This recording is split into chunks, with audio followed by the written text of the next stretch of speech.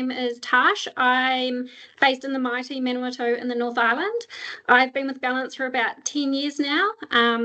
First part of my career with Ballance was a rep out on the road, and then the last 6 years has been in a technical support role.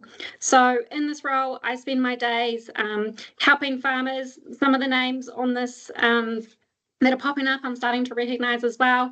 So really helping farmers with feed planning to really align feed with production goals that they're trying to achieve, as well as collaborating a lot with the reps to align the nutrient requirements on farm, again, with those production goals. So I'm going to spend the sort of next 10 to 15 minutes just yarning about what I love the most, and that's sheep and beef farm systems and the key drivers of those systems for production, for revenue and profit as well. So the majority of what I'm going to talk about will be referencing the breeding system in aligning that feed supply and demand. So what are the key drivers of the breeding system? So when we look at the equation there, we essentially get paid for kilos of products that we can produce times the dollars per kilo that we get paid, or whatever the schedule price is at the time.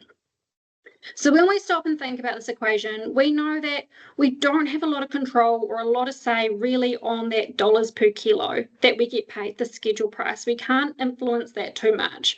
We can influence it slightly about when we decide to sell our stock into the market there, but generally we don't have a lot of influence.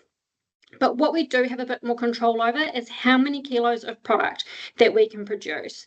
And in a typical breeding system, there are 3 key drivers that will determine how many kilos of product you have. So the first is conception, often measured as scanning percentage or in beef and calf rates, things like that. This is our potential crop of product that we're going to have to sell in the future. But we all know that Charles Darwin taught us about survival of the fittest, so not everybody makes it. And then so the next key driver is the survival, often measured as lambing percentage, calving percentage, or if we've got deer in there, the fawning percentage as well. So this number here is really important because at the end of the day, these are the stock that we actually put on the track and we get paid for. So it's a really important number. The next important number or driver of the system as well is the growth. So measured on either a day basis, typically grams for lambs, kilo for beef, weaning weight or sale weight as well. So when I'm out and about and I'm talking to farmers around, I find that generally 95% of the breeding farmers, they're happy with their scanning percentage. If anything, they want to drop it back a little bit. The conception is something that is typically done really well around the country, and it's not something that a lot of farmers are wanting to improve on. It's more the lamb survival, I hear, is the biggest thing that they want to focus on, as well as heavier weaning weights. These are the biggest drivers in production and profitability. On average, the lamb wastage around New Zealand is 20%, which is quite high when you actually start crunching out the numbers. And I know that storms happen over lambing, and I know that we're lambing into cold, wet conditions, and those things are out of our control. So today is really around, tonight I should say, is focusing in on what is in our control that we can help with survivability. And that essentially is the body condition score that we lamb our ewes in, and then the lambing covers as well. Focusing on those key things will help create a more resilient system to help weather those storms and give both the ewe and the lamb a better chance of surviving and performing well. So just to really summarize, keep it really simple, there are 3 drivers of income within a sheep and beef system: conception, survival and growth. So to improve on these, there are 3 key times to feed: pre-mate, pre-birth, pre-wean. So if there's one thing in your system that you really want to focus on and improve, whether it's, say, survival or weaning weight, you now know, you probably already knew, the key time to really focus in on that feed, make sure that we're not underfeeding or deficient at all, to really hit that driver. Next slide, please, Kate. So focusing in on the pre-birth first. So many of us at this time of year, we've probably scanned, so we've got an idea around some of our feed demand based on those scanning results. The ewe condition, we know that they need a bit of a shove into the scanning crate there as well, so great time to condition score them. And as we've been out mustering them, we would have had a bit of an idea on how our feed covers are looking. So how can we influence the survivability and growth to really shift that dial on the benchmarking, the revenue, and the profit? So feeding 1 month prior to lambing, making sure we're not underfeeding her there, we're feeding 3% of the body weight. It's all about setting the ewe up for a strong lactation and giving the lamb the best chance of survival possible. So in that last third of pregnancy, there's around 70% of fetal growth occurs. So the lamb's requirements for energy are increasing dramatically. So being able to offer the ewe a little bit more feed means that the lamb is putting more energy on its back as fat. And this fat is really important in terms of lamb survival. It's an insulation cover. So when it drops out of a 37-degree womb into a 10-degree or less side of a hill, it's got a little blanket there of fat to keep it warm, but the fat is also used as an energy source as well. And that energy is really important to help the lamb jump up, suckle quicker, so it's getting a drink, which we know that the sooner it has a drink, the more likely it is going to survive. It's got more energy to bleat if mum and baby gets lost. It's got more energy to keep up with mum as well. Also increasing that 3% of feeding that 3% of body weight prior to lambing helps with the ewe have more energy as well. So this drives milking ability, colostrum production, mothering and bonding skills, all really important to drive that lamb survivability. So to prevent underfeeding within this 1 month, ideally we don't want to be grazing below that 900 kilos of dry matter per hectare. So if you're not familiar with a sward stick and kilos of dry matter, it's really around 2 centimetres of feed. Or that 10 days pre-lamb and at the start of lambing, that 1,350 kilos of dry matter for your multiple bearing ewes, or around 4 to 5 centimetres of feed. So this here is the ewe lactation curve. And when I reflect back on my 10 years out in the field, listening to lots of different farm systems up and down the country, there's always one key theme I have noticed from the farmers that are in the top 20%. And it's at this time of year, they flip their mindset from producing red meat to start producing more milk. So milk is the highest ME feed that little lamb or calf is ever going to get in its whole life. So it's its best chance for growth. So this image shows the ewe lactation curve, and this is driven by body condition score as well as pasture cover. So we know that 1 week prior to lambing, a ewe's gut is just limited capacity. She is so full of lamb. So that therefore limits the amount of dry matter that she'll be consuming. So you can see that scale on the bottom is weeks. So 1 week prior to lambing, where 0 is lamb drop. 1 week prior to lambing, her intake drops, and you can see that her body condition score drops as well. She can't get enough energy into her system to give birth and then really hit that peak lactation. So we really need to leverage that body condition score to match that energy requirement. We know that around 2 weeks prior to, 2 weeks after lambing is when we hit that peak lactation.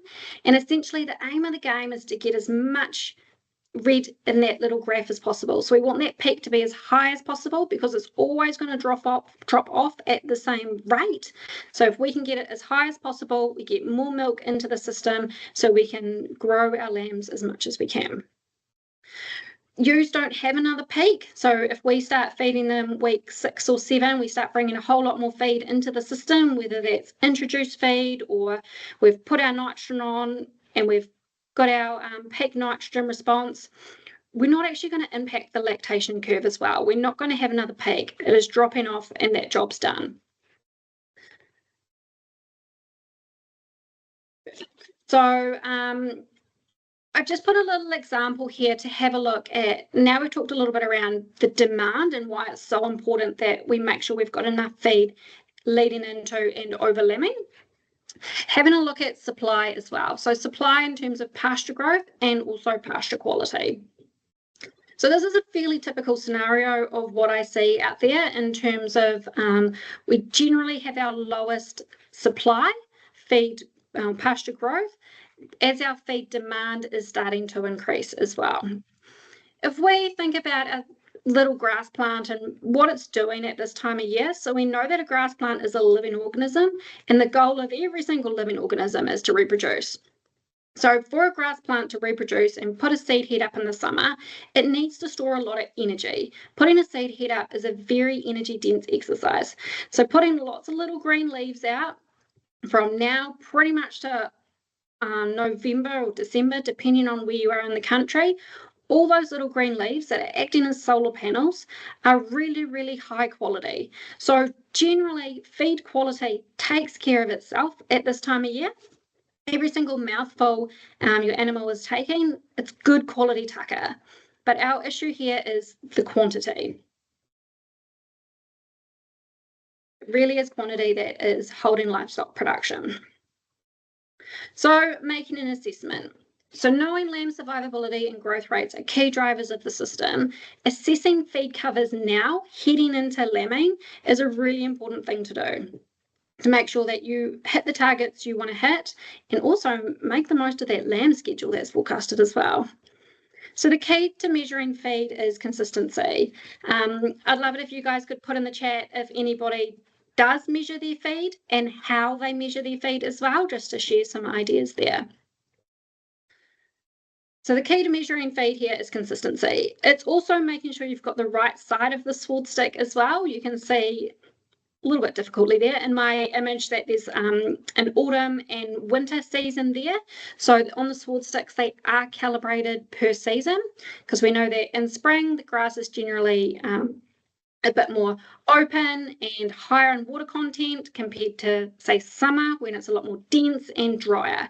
So there's differences in amount of dry matter, essentially per centimetre of feed there. So if you've got one sword stick, you can pop it down and just measure the tallest clover leaf. Or if you've got two sword sticks, which is my preferred method, have one poking up vertically and then another one horizontally, and just push the horizontally one down just until you feel a little bit of resistance, and then you can measure your cover there. But I do want to emphasize the point that having some idea is better than no idea. So it doesn't have to be perfect.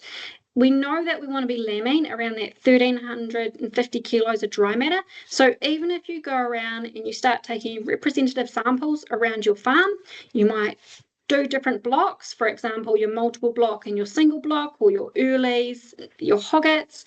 Have a look at where the covers are sitting, and then have a look at representative paddocks within each block as well. So don't look at your best paddock, don't look at your worst, kind of do something in the middle, similar to when you're soil testing, except when you're taking feed measurements, you're measuring anything that the stock would eat as well. Doesn't have to be perfect. Some idea is better than no idea. If you don't have a sword stick, sorry Kate, just going back, get in touch with your beef and lamb local person, or jump on the Knowledge Hub as well, and you can order them off there. Really handy tool in the toolkit to have, just to give yourself some context of how you're tracking. There's also plenty of rural professionals out there that are keen to support you as well. So whether that's your consultant or your FERT rep, ring them up, get them out, get them measuring covers, get them to help you in making some of these decisions.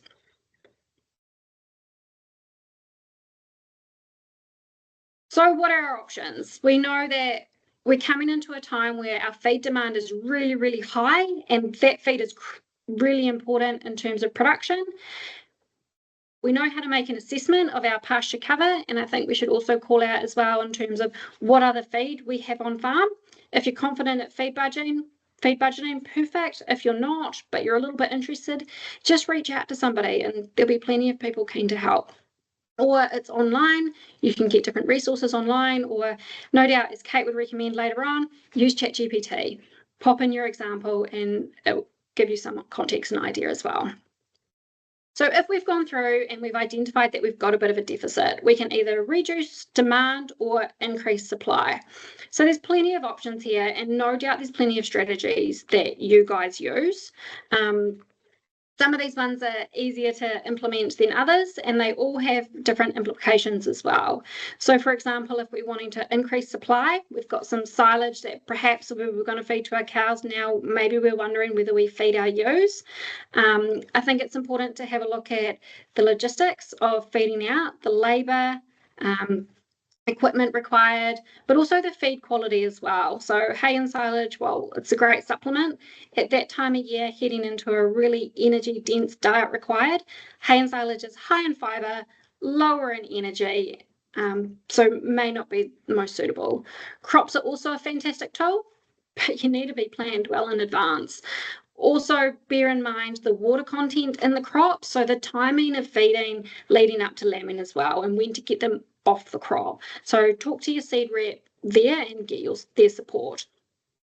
You can also bring in hard feed as well, so sheep nuts or barley or something like that.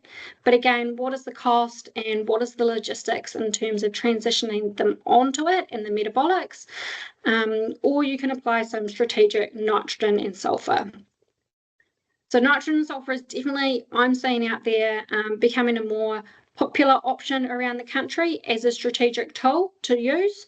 Not necessarily across the whole farm, not necessarily every year, but I think it's definitely something worth getting in touch with people, having a conversation. Is this something that's going to fit my business or is it not? If it is, what is it going to cost me and what am I going to get out of it? Always worth crunching the numbers. So based on that, I'm going to hand over to our lovely science gal, Katie, and she'll take you through some of those numbers. Good evening. So I'm Katie Aikenhead. I'm in the Science Extension team at Ballance. So you might have realised there's a lot of Kate and Katies on this call tonight, so we all answer to it.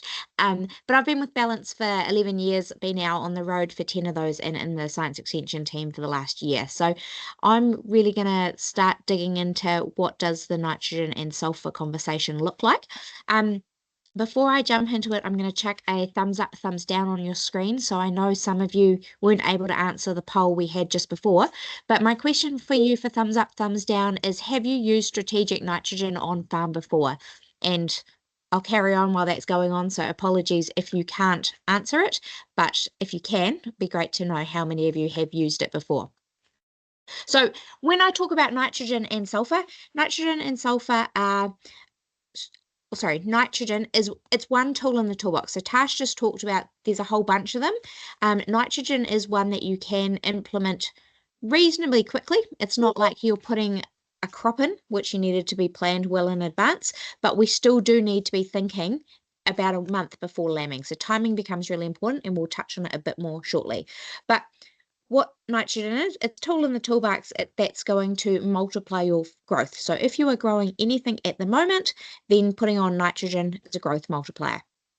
Kate, can you flick another couple of clicks, please? So when we are looking at nitrogen as a growth multiplier, we can either increase the peak, which we don't really want to do because we can easily lose quality. But where we're really strategically targeting it at this time of year is bringing that feed forward. So we've got feed to match our demand, as Tash had in the graph earlier. So when a plant grows, it grows until something becomes limited, and that is generally nitrogen. And if any of you have ever heard or spoken to Dr. Derek Moot from Lincoln University, one of his favourite sayings is all plants are nitrogen deficient at all times except legumes. So you've all seen nitrogen deficiency out in your farms. It's you've got pale grasses and you've got really obvious urine patches. So nitrogen is really important for the building of proteins, but also for chlorophyll, which is that green pigment in your paddocks. So if it's pale, nitrogen is probably one of the key limitations. I will talk to sulfur in a second. So when we think about ways nitrogen comes into your farm system and how nitrogen is available for plants, what you've got to think about is, where does that come from? It could come in from effluent, if you have effluent, well, and even coming out of the backs of the animals, but you've also got feed that's brought onto farm. You've got your clovers fixing it, hopefully. You've got breakdown of organic matter, so your roots and your dead leaves that are sitting in the paddocks, but you've also got it coming out of a bag through a fertilizer product.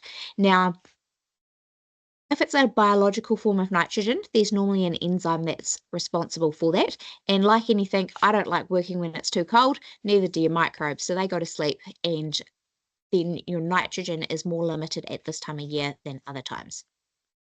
So if we think about limiting nutrients, nitrogen is one, but also, Kate, can we jump forward, please? We also need to talk to sulfur. So, and another one, please. So sulfur is, yes, yeah, Okay. thank you. So sulfur is deficient across most of the country. So think about where you live and where you are on that map. Unless you're in the Taranaki or Waikato ash soils, you are probably going to be sulfur deficient. And so there's two types of sulfur that we think about when we look at your soils. So you have your sulfate sulfur. So your sulfate sulfur is the form that the plants use, but it's also very water soluble. And if you're in any sort of heavy rainfall or leaching event, that is going to be lost very quickly. So I'm thinking Upper South Island at the moment, with all the floods you've had, you've probably lost a lot of your sulfur. As well as other regions in the country. And then you've also got your elemental sulfur. So elemental sulfur is not plant available, but it's broken down by microbes in the soil that then release the sulfate sulfur, which is taken up by the plant. So what does that mean? Well, actually, if we put on nitrogen and sulfur together across most of the country, that's going to give us a double boost. So remembering what I said before around nitrogen being a growth multiplier. Next slide, please, Kate. Think about what you need to put on to get a response. The rule of thumb is we need it to be 6 degrees and rising in the soil temperatures. So I jumped on a few of the regional council websites this morning. We measure soil temperatures at 10 centimetres deep at 9 o'clock in the morning. And this morning, most of the North Island was above that 6 degrees. There were a couple of places that were below that, but not many. And then the South Island, you have a few more that are a bit colder, but you're generally lambing a little bit later as well. So when we think about it, we need to think about the soil temperature. But I think a key point to remember is if you are growing something, you add nitrogen and nitrogen sulfur, you are going to get a response. That response is then if you put it on in the middle of spring, but the value of that feed is still going to be very high. So key question we get asked, when do I put it on? 4 to 6 weeks before lambing date is probably when you want to get it, because if you're in that slow growth responses, you could have 12 weeks before you get that full response to the nitrogen, and you don't want to blow out your pasture covers in your spring peak, because then we just lose control and we end up with rank grasses. So key time 4 to 6 weeks, and soil temperatures 6 degrees and rising. So next one is, what does this actually mean? Well, nitrogen's a tool to fill that feed deficit, and AgFirst and Ballance did a study back in 2017 where we looked at applications of nitrogen to fill different feed deficits. So they started looking at, well, what are the pasture covers now? Where do I want them to be? And at different levels, what did that mean? And so some of the key findings out of this research was increased lamb weaning weights, kill dates being brought forward, more lambs being sold prime, and an overall lift in operating profit. So if you have pasture covers less than 1350, pre-lamb nitrogen is a viable option for your farm. So in the chat, what I want you to do is start thinking about some of your reservations that you've got of putting on nitrogen, and hopefully we can help alleviate some of those reservations. But while we're doing that, what I want to do is introduce you to a couple of our guest speakers via video. So we're going to start with Ben and Lou Hooper, who are farming down in the Wairarapa, and they've recorded a short video for us to watch. Hill country farm, steep hill country farm on Wairarapa's east coast. We lamb 2,500 Romney ewes, and we calve 210 black Angus cows. And our farm, Wairua, is 950 hectares and 700 hectares effective. We're quite summer dry here, so it's always an aim for us to get as many lambs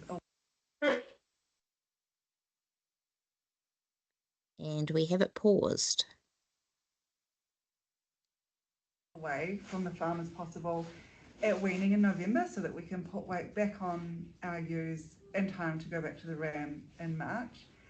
Leading up to making the decision to put pre-lamb in on, we're looking at covers, and generally at that time of year we've been round with the cows and given everything a pretty good chill off, and because of that, covers are reasonably short, and just means we're going to grow quality when we get that in on.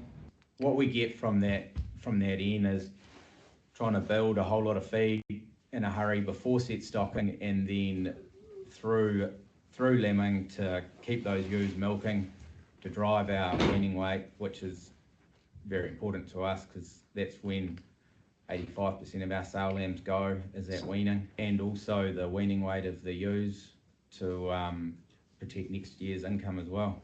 Last year we flew in and yeah, it worked really well for us. We weaned 32 kilos that year, and yeah, just set the ewes up even better for this year. Key point for us using pre-lamb in is protecting that capital weight going into the next season, so that those ewes have got weight on their backs if we do go into a summer dry, which is very likely where we are on the coast. For us, that winter grass is gold for us, and the more of that we can grow, the better, eh? Sometimes it's hard because you can't necessarily see the covers increasing a lot, but we know that it's going into our ewes, and that's going to help with their condition and their milking when we do lamb. Yeah, they're eating it as it's coming out of the ground, but you can see it on their backs. And when making the decision to put the in on, we're always thinking about the cost of the in and the gain from the grass growing. Yeah, every year for us it's stacked up. Yeah, the results have come through at the other end. This year, looking at the markets, we've decided to put on 30 units in across the whole farm. I reckon that's going to give us around another 12 kilos of carcass weight per hectare, and at a $9 schedule, yeah, those numbers stack up for us. So we know that you guys learn more from each other than listening to us sometimes. So we've got another video here as well. Hopefully it's going to play the next one, not the same one, but we'll try it, and then I will flick to the next one. Hi, we've been... I'm Robert Young. We're farming just out of Pukerau. Sheep, beef and dairy support involves ewes, dairy cows, dairy heifers, beef cattle, store lambs, so things keep changing. For the last few years we've been using Balance's phased in quick start. The reason being, it's, as well as having urea in it, it's also got sulphate of ammonia and sulphur as well. So it sort of gives us a three-way hit for helping boost off that feed in the springtime. We've mostly been putting on around 80-85 kilos of it, which gives us 25 kilos of N. We're almost always putting it on with a bulky, and we just drive where we can go. There's no point putting it on the cold back faces or anywhere that's too wet. You're not going to get the response from it anyway. So just let the bulky drive what they're comfortable with driving without making a mess, and keep on going. When we have decisions for putting on nitrogen in the spring, we often see the reason coming around early winter. This last year, we probably took too many trading lambs into the winter, took our covers down a bit low, and then August didn't bail us out. So then that's why we managed to just get some phased in quick start on right at the end of August somehow, just before things got too wet. This year, how much benefit we got out of it, it's hard to know because we still ran out of feed, but everybody did. I think we would have been in a bigger hole without it. If we've got a feed cover that we're happy with, then it may drop slightly in that first 3 weeks in lambing, but by the time we're 3 weeks into lambing, it will have risen back up to that pre-lambing cover and maybe starting to kick off from there. So if you're looking at putting nitrogen on, if you think you're a bit short, you probably are. And if you think you might just get by, you're probably a bit short. So it's just a case of trying to work. It comes from a bit of experience of just how your farm works and how things are going to turn out in 3 or 4 weeks' time. So yeah, if you think you're about right, and then you get 4 weeks down the track and you're really short of feed, you probably weren't quite right.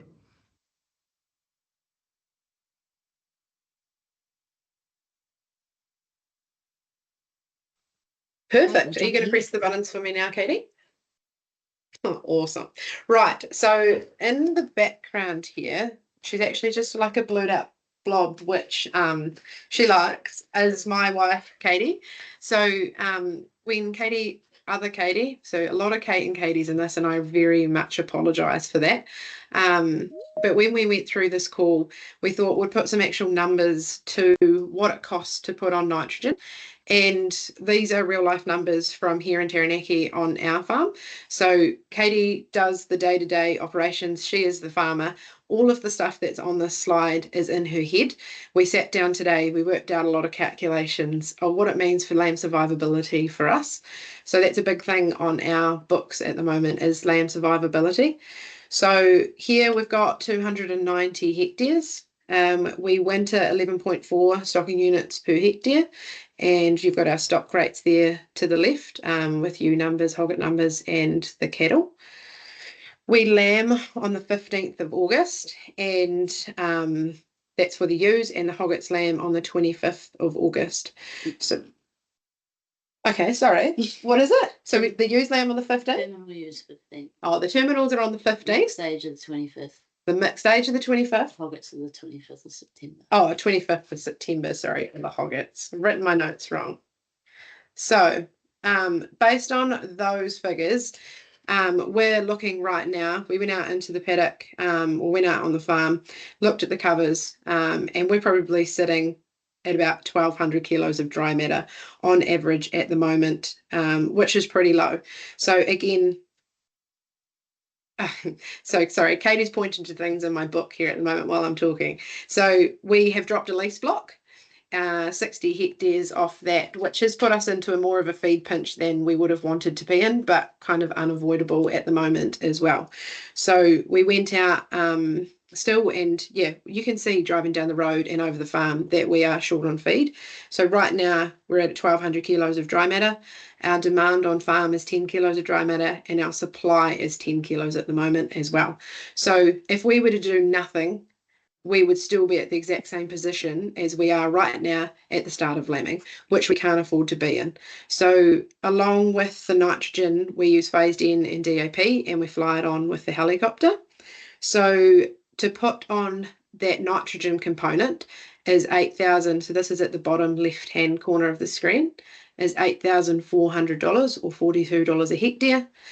Cost of spreading with the helicopter was $18.50 a hectare, and it was $12,000 all up to put that nitrogen component on. So to the right is the benefits that we've sat down and crunched the numbers all day today to be able to work out, well, what benefit do we get back from that nitrogen? So the first one is the increase in our cover. So by the time we start lambing, our average cover will have reached 1,500 kilos of dry matter. So that would near on perfect to what we want to set stock on as well. So again, without that nitrogen, we wouldn't be able to get there. Taking our stock numbers back isn't possible.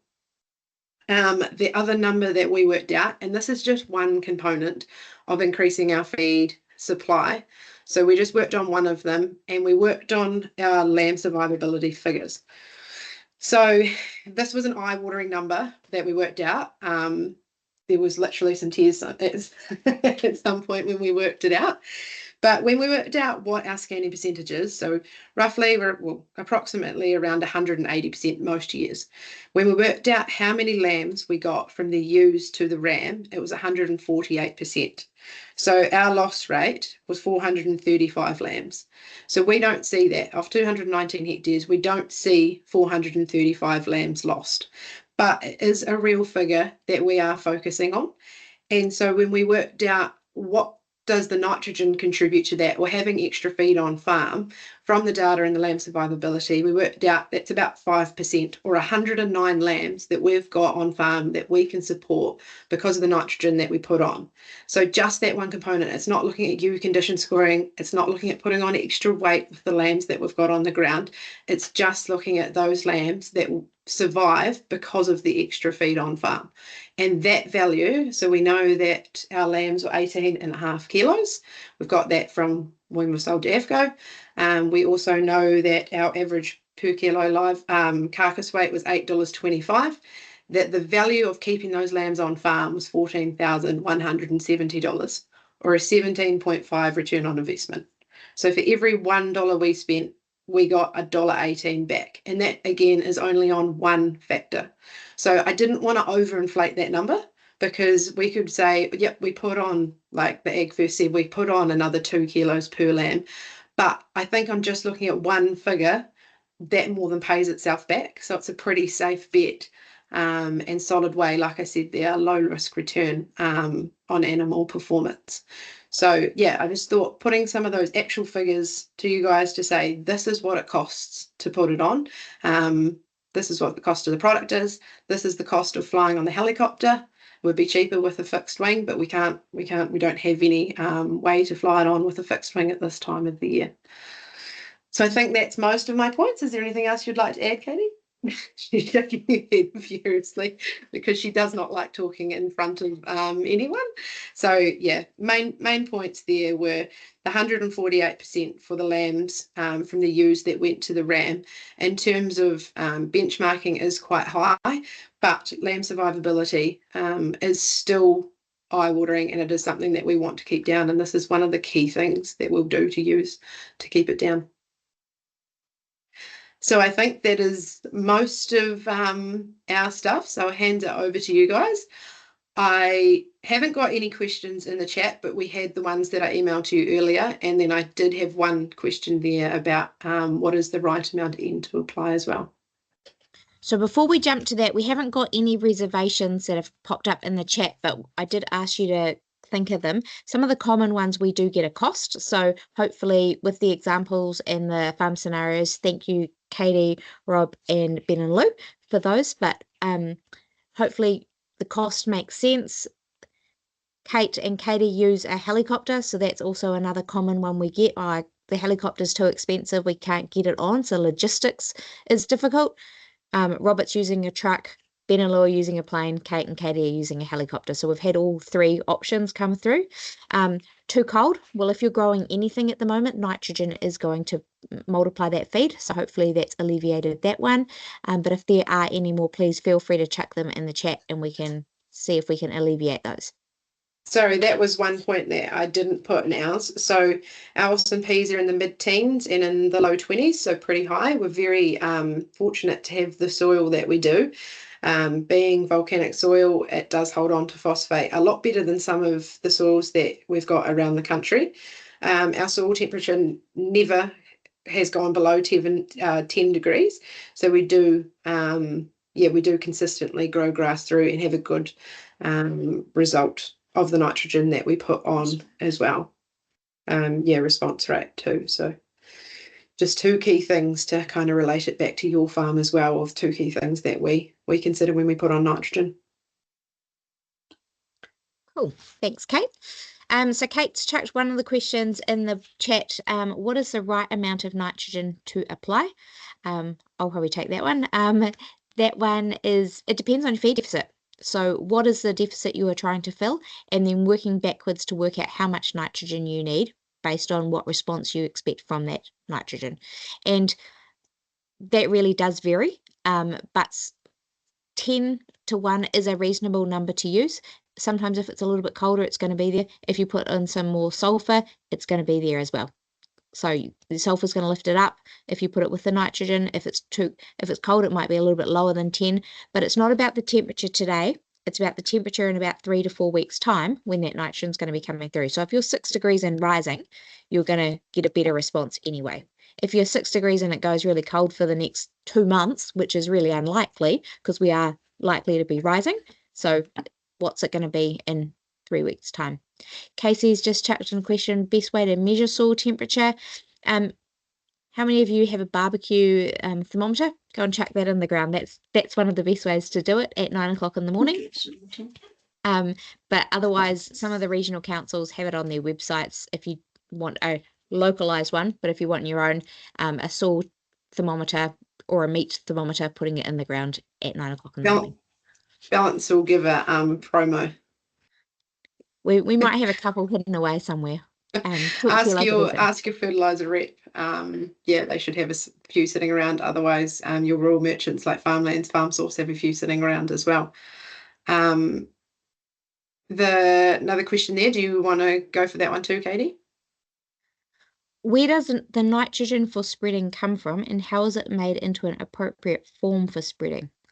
I'm not quite sure what you're asking there, but I'm going to go with if you're buying urea, sustain, DAP, sulfate of ammonia, whichever form that you are purchasing, it is generally a granule or a chip. So then it goes into the back of a spreader, whether it is a plane, a helicopter, or a truck, and then normally it's spun onto the ground. I'm not quite sure if that answers. Yeah, the nitrogen, I'm just going to take a stab here as well, and Julia, feel free to hit me up about this at our next group. But yeah, it's made here in Taranaki at the Kapuni site and literally captured out of the atmosphere. So, and then going through a process of, oh gosh, what's the word that I'm looking for? It's solidified? What's the word to put it into a capture? Well, into, yeah. So it's literally captured out of the atmosphere anyway, and then goes through the process at Kapuni to be put into bags and sent around the country. So we are the only, I say we, New Zealand, well, Taranaki is the only place that it is manufactured in New Zealand. Yes, so it's the technical term is the Haber-Bosch process is what it goes through. So it takes natural gas and stuff from the air and then puts it into nitrogen. So urea and sustain are 46% nitrogen. So urea is the chemical formula that it's in. Yeah, there's two other questions there that I'll hand over to you, Katie. Are volatilization losses in winter less than spring and summer? If so, how much less? Great question. Lots of variability across the country and things. So first part of that, for those of you who don't know, volatilization. So what that means is it's a really technical term for evaporation of nitrogen. So when we talk evaporation, we think of water. This is just evaporation of nitrogen. So if you think about conditions for evaporation, they'd be similar for volatilization. So in winter, it's colder, you don't have the heat, so you do have less volatilization in spring and summer. If you're just comparing temperatures, water, moisture component, spread rates, these all come into it. So it's really hard to put a value on how much less winter is compared to spring and summer. Tash, feel free to jump in. Yeah, I was just going to say, like in general, when we look at the percentage that is actually lost to volatilization, it is quite minor. So I would almost bring it back to why are we thinking about putting on nitrogen? What are we trying to achieve here? And yes, we're going to lose some to volatilization. We're working with nature, it happens, but are we still going to be left with enough to achieve what we want to achieve? And going back to one of the first questions around how much nitrogen to apply. So such a tricky question, again, because there's so many variables, there's so many different systems, and even within the systems, there's so much difference as well. Some areas of the farm might need nitrogen, some area of the farm may not benefit from nitrogen. In terms of rates of N, I would calculate out essentially the cost of applying, so you want enough nitrogen to cover the cost, plus some as well. So general kilos per hectare of N that I work within when I'm doing a lot of feed budgeting for farmers normally sits within anywhere from sort of the 25 kilos of N up to the 50 kilos of N. But if you're not sure around how much kilos of N, again, get in touch with your FERT rep or your consultant or a farmer in the area if you're part of a discussion group or something that they're familiar and confident with feed budgeting, and just chuck a few numbers around. It only needs to be a short-term feed plan. It doesn't need to be anything big, scary, and scientific. Essentially, what mouths am I trying to feed? What are my starting covers? What covers do I want at lambing? How much grass am I actually growing? We can keep it really simple. And again, some idea is better than no idea. Cool. We've got another couple of questions coming through. Do you want me to read them out? You're happy to read and answer? You can read them. Go. Okay. Perfect. How is the efficacy of N and S application impacted by high rainfall within 6 weeks of application. Last couple of lambings have been very wet flood events. So how effective have those been if we get rain 6 weeks after putting it on? Yep. So sulfur is going to be leached if it is in the soluble form. So that sulfate sulfur I talked about. So that's in products like ammos and SOA, so sulfate of ammonia. The way you would get around that and provide yourself with a bit more of an insurance policy is start looking at a mixture of sulfate sulfur and elemental sulfur being applied. So some of the crew have talked about phased in quick start. So that's providing both the sulfate sulfur and the elemental sulfur. So even if you do get really wet periods, you've got yourself an insurance policy around the sulfur. You're not going to lose all of your nitrogen. So the nitrogen is going to be in different forms in your pastures. You might lose some. Yep. Leaching events happen. And you've put there flooding events, which is great because we only get leaching when we have saturated soils and additional rainfall on top of that. So yes, you will lose some, but you are not going to lose all of it. You will still take it up. But having both forms of sulfur gives yourself an insurance policy. Sorry, Katie. I think when we add the context of we're farming on hill country here as well, so it's probably more runoff than leaching.